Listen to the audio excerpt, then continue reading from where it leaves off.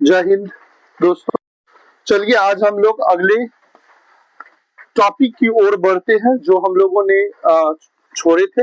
हम लोगों ने पहला टॉपिक में देखे हुए हैं जो क्लास 12 का फिजिक्स चल रहा है, उसमें हम लोगों ने पहला टॉपिक के रूप में देख चुके थे क्या चीज, विभव को देख चुके हैं।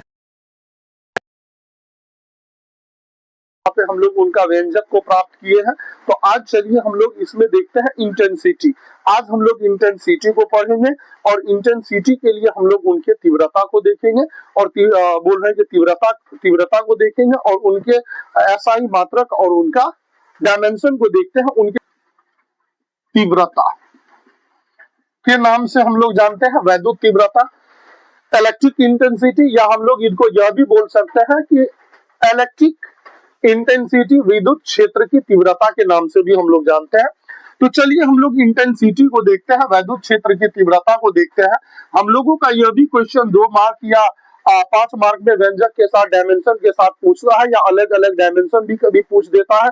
तो कभी हम लोग देखते हैं कि इसका एसआई मात्रक तो एकदम 110% पूछता है बिहार बोर्ड में।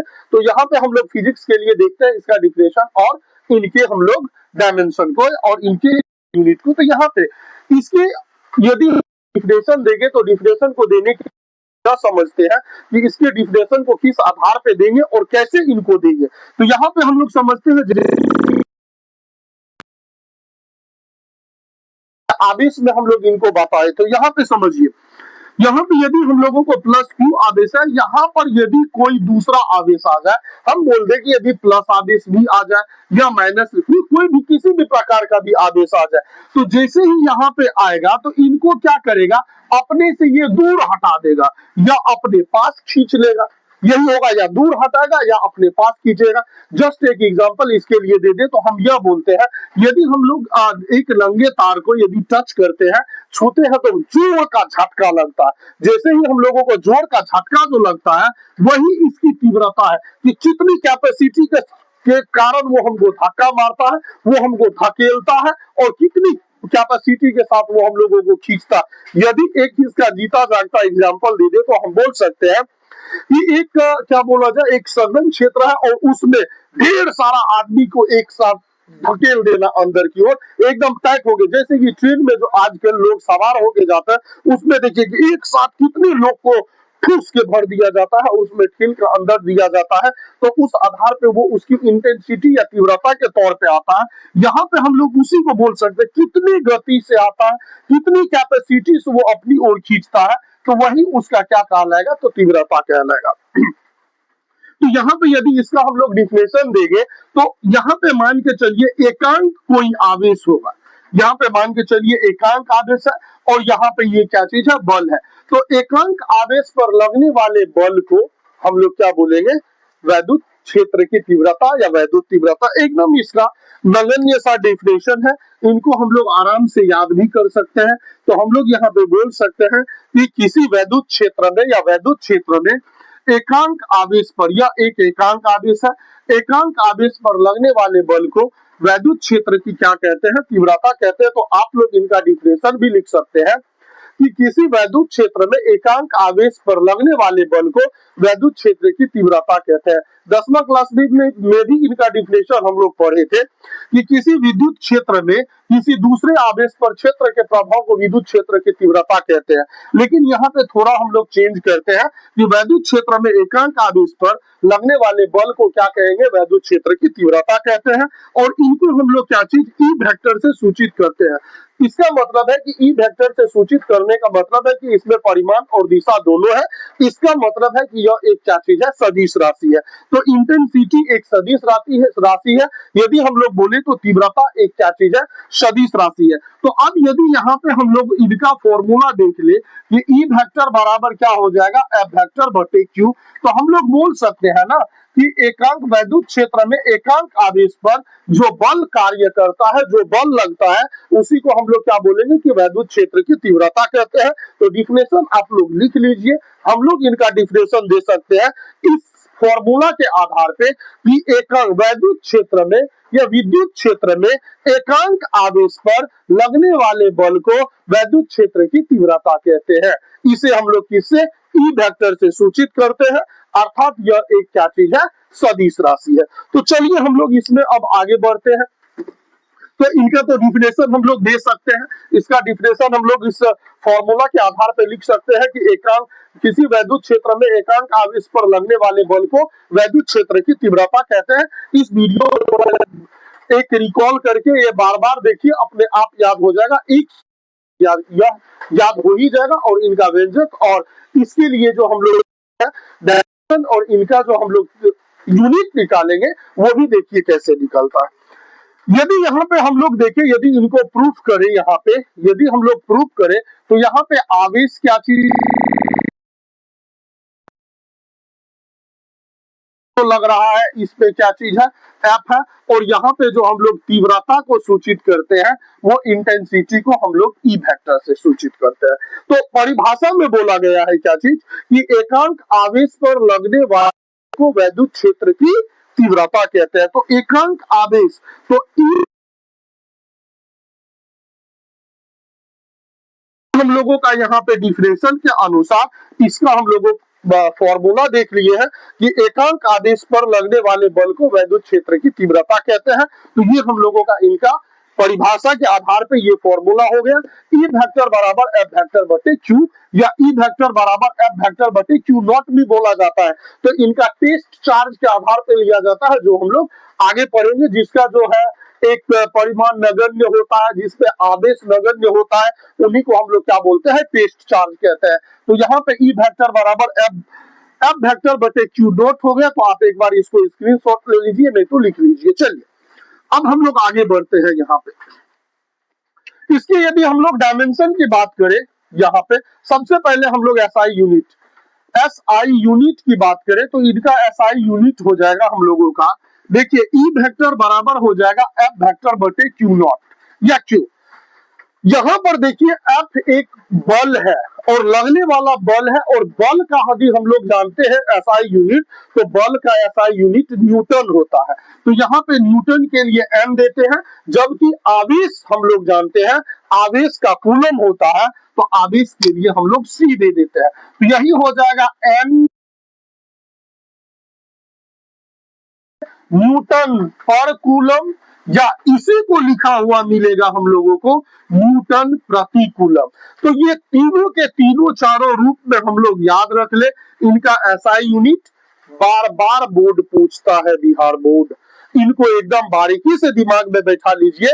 न्यूटन पर कूलम, न्यूटन पर कूलम, न्यूटन पर कूलम, या न्यूटन प्रति कूलम, दिमाग में बैठा लीजिए ये सवाल। और ये बोल रहे कि ये एसआई यूनिट पूछता ही पूछता है। तो चलिए इनको आप देख लीजिए। हम लोग क्या पढ़ेंगे, न्यूटन पर कूलम या न्यूटन प्रति कूलम, या लिखने का एक तरीका हो गया। अब चलते हैं हम लोग इनके डायमेंशन की ओर। यदि अब हम लोग इनका डायमेंशन को देखें, डायमेंशन, यदि इनके डायमेंशन को देखें हम लोग यहाँ पे, तो इसका डायमेंशन को यदि हम लोग देखें, डायमेंशन को निकाले, तो इनके डायमेंशन को देखिए हम लोग किस आधार पे निकालते हैं। यहाँ पे हो गया ई वेक्टर बराबर क्या चीज, एफ वेक्टर बटे क्यू डॉट। ठीक है, एक बात बारीकी से दिमाग में बैठा लीजिए कि क्लास 11th में हम लोग डायमेंशन पढ़े थे, और उस डायमेंशन के आधार पे हम लोग जो है यहाँ पे एफ का जो डायमेंशन है वो निकाले हुए थे, M L T minus two. ये हम लोगों को किसका आ गया, ये हम लोगों का फोर्स का, बल का डायमेंशन आ गया M L T minus two. तो अब देखिए एफ के जगह पे हम लोग ये रख देंगे M L T minus two, और जबकि क्यू का हम लोग जानते हैं आवेश का एटी होता है। तो यहाँ पे बल के जगह पे M L T minus two, और यहाँ पे दे देंगे एटी स्क्वायर। याद कीजिए उस दिन हम लोग कार्य के लिए देखे थे, कार्य का एसआई मात्रक देखे थे M L square T minus two, जबकि यहाँ पे बल का आ गया M L T minus two. तो चलिए यहाँ पे हम लोग इनको देते हैं concentration of M L T minus two, और जबकि बटे में हो जाएगा यहाँ पे एटी। अब देखिए इसको हम लोग ऊपर ले जाएंगे, तो यहाँ पे एम एल टी, यहाँ पे माइनस दो है। हम लोग जानते हैं कि जब पावर नीचे में धनात्मक रहता है और ऊपर ले जाते हैं तो ये क्या होगा, ऋणात्मक हो जाएगा। तो यहाँ पे जैसे ऋणात्मक, या यह भी जानते हैं कि भाग में पावर घट जाता है, तो चलिए हम लोग घटा देते हैं, दो में से एक घट गया और ए ऊपर जाएगा, तो ए में माइनस लग जाएगा। चलिए यहाँ पे हो गया यही हम लोगों को MLT माइनस T माइनस 2 और -1 तो 3 और A-1। तो यही हम लोगों को क्या चीज हो गया, MLT minus 3 A-1 dimension of intensity. तो इनको भी थोड़ा कॉपी में लिख लीजिए, कॉपी पेन पेन लीजिए और कॉपी में थोड़ा नोट कर लीजिए कि unit of dimension of intensity MLT-3 A-1 और कैसे निकला ये हम लोग देख लिए हैं। यदि आप लोगों को डायमेंशन में प्रॉब्लम है तो आप लोग हमको मैसेज कीजिए, तो एक क्लास हम डायमेंशन का भी दे देंगे। होगा थोड़ा लंबा वीडियो जाएगा 30 या 40 मिनट का, उनमें हम हर एक डायमेंशन को क्लियर करके आप लोगों को बता देंगे। तो थोड़ा आप लोग मैसेज कीजिए, उसके बाद हम लोग आगे डायमेंशन का भी एक क्लास देखेंगे। तो चलिए इनको भी आप नोट कर लीजिए। तो यहाँ पे हम लोगों का ये खत्म होता है इंटेंसिटी का। यदि हम लोगों को पूछ दे नॉर्मली 2 नंबर के क्वेश्चन में इंटेंसिटी किसे कहते हैं और इंटेंसिटी का यूनिट और डायमेंशन याद कीजिए, तो हम लोग यहाँ पे देख लेते हैं। यदि वो चीज देख लीजिए, यहाँ इसका प्रूफ पे हम लोग लिखेंगे कि आवेश बराबर हो जाएगा Q और उसके बाद क्या चीज, लगने वाला बल, लगने वाला बल। तो लगने वाला बल हो जाएगा F और हम लोग जानते हैं तीव्रता को सूचित करते हैं हम लोग क्या चीज से, E फैक्टर्स। यहाँ पे बाय डिफिनेशन के अनुसार हम लोग जानते हैं कि डिफिनेशन यह बोलता है कि किसी वैद्युत क्षेत्र में एकांक आवेश पर लगने वाले बल को वैद्युत क्षेत्र की तीव्रता कहते हैं। तो E बराबर हो जाएगा हम लोगों को क्या चीज, F वेक्टर बटे Q। अब एक बात यहाँ पे ध्यान देने वाली है कि आप भी इस बात पे ध्यान दीजिए कि यहाँ पे F के लिए हम लोग कूलम के नियम में यह पढ़े हुए हैं कि F वेक्टर या F बराबर हो जाता है 1/4 Q1 इंटू Q2 बटे क्या होगा R²। यह बात हम लोग जानते हैं। तो इनकी जगह पे चलिए हम लोग दे देते हैं F, तो हम लोग लिख सकते हैं F गुना 1/Q। तो F के जगह पे 1/4 होगा और उसके बाद यहाँ पे Q1 Q2 और बटे में हो जाएगा R² और इंटू 1/Q। ध्यान से एक बात को देखिए, ये वाला भी जो Q है, इन्हीं दोनों, सपोज कीजिए यह हम लोगों का एक वैद्युत पथ है, या हम लोग एक बोल रहे हैं कि ये एक विद्युत द्विध्रुव है। तो यहाँ पे एक पे हो जाएगा मान के चलो Q आगे। तो यहाँ पे यदि हम लोग इनको देखें तो 1/4 कर देते हैं और Q1 यहाँ पे Q इंटू Q और बटे में R² और इंटू 1/Q। एक Q से एक Q कट गया, 1/4 इंटू Q और बटे में क्या होगा R²। तो फाइनली हम लोग यहाँ पे देख चुके हैं कि हम लोगों को जो इनका डायमेंशन या इसका जो फॉर्मूला आ गया है, यहाँ पे देख लीजिए इसका जो फॉर्मूला आया है हम लोगों को, इसीलिए हम लिखते हैं E वेक्टर बराबर 1/4 इंटू Q और बटे में R² न्यूटन पर कूलम। ये हम लोगों का क्या चीज, इंटेंसिटी का आ गया एक फॉर्मूला। इसी इंटेंसिटी के आधार पे आगे हम लोग क्या चीज, broadside on position, end on position and at any point के लिए विभव और तीव्रता को देखेंगे, जो हम लोग नेक्स्ट वीडियो में देखेंगे। और नेक्स्ट वीडियो में एक और 2 फॉर्मूला आता है जिनको हम लोग क्या बोलेंगे, वैद्युत द्विध्रुव किसे कहते हैं, जिसको हम लोग इलेक्ट्रिक डायपोल कहते हैं, और दूसरा हो जाएगा इलेक्ट्रिक डायपोल मोमेंट। सब हम लोग अगले चैप्टर में देखेंगे, अगले वीडियो में देखेंगे। तब तक के लिए यहाँ पर आप लोग इनको स्क्रीनशॉट ले लीजिए और इनको बनाइए। जय हिंद, जय भारत। आप हम मेरे इस वीडियो को थोड़ा सपोर्ट कीजिए, लाइक कीजिए, सब्सक्राइब कीजिए और अधिक से अधिक दोस्तों में इनको भेजिए, ताकि इनका फायदा सभी को मिल सके। एकदम नॉर्मल शब्द में और नॉर्मल तरीका से हम इनको समझाने का प्रयास करते हैं। कोई हाई लेवल और हाई वर्ड को दे लेते हैं, तो आप लोग इनको समझने का प्रयास कीजिए और हर एक दोस्त में इनको भेजिए और लाइक सब्सक्राइब कीजिए, ताकि उन्हीं लाइक सब्सक्राइब से मेरा मोटिवेशन मिले और आप लोग मैसेज कीजिए कि कैसा वीडियो लगता है। तब तक के लिए जय हिंद, जय भारत, धन्यवाद।